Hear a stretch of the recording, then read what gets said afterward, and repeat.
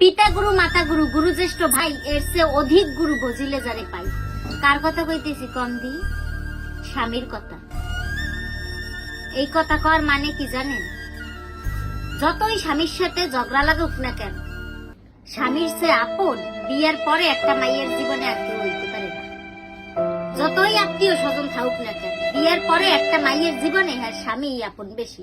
বিয়ের পর এক মাস একটু বাপের বাড়ি যাইয়ে থাকেন, তারপর বাপ মা ভাই ভাইয়ের বউ কথা শুনলে পর নিজেই বুঝবেন যে স্বামীর চেয়ে আপন কেউ নাই। আর এই যে গরম, ঘরের ভিতরেই টেকতে পারি না, আর এই গরমে এই রোদ্দুরে পুরুষ মানুষ বাহিরে যাইয়ে কাজ করে।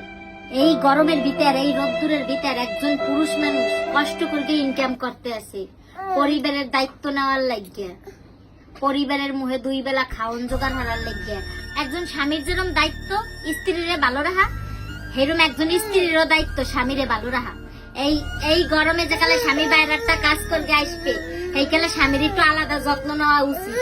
আর আজকের এই ভিডিওটা করা কি বাবা তোমারও গরম লাগতেছে?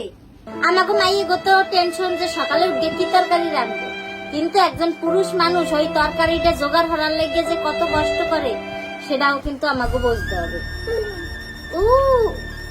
কি হয়েছে তোমার? আজকের ভিডিওটা করার উদ্দেশ্য কেন কম তো? যত দায়িত্ববান ভালো পুরুষ মানুষ আছে হ্যাঁ প্রতি আমার তরফ থেকে শ্রদ্ধা, এই কারণে।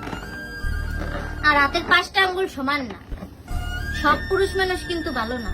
যদি সব পুরুষ মানুষ ভালো হইতো তাইলে পৃথিবীতে এত নারী নির্যাতন থাকতো না। কিন্তু অধিকাংশ পুরুষ মানুষই ভালো। সংখ্যালঘু কিছু খারাপ পুরুষ মানুষের লাগে তো আমরা সব পুরুষ মানুষরা দায়ী করতে পারি না।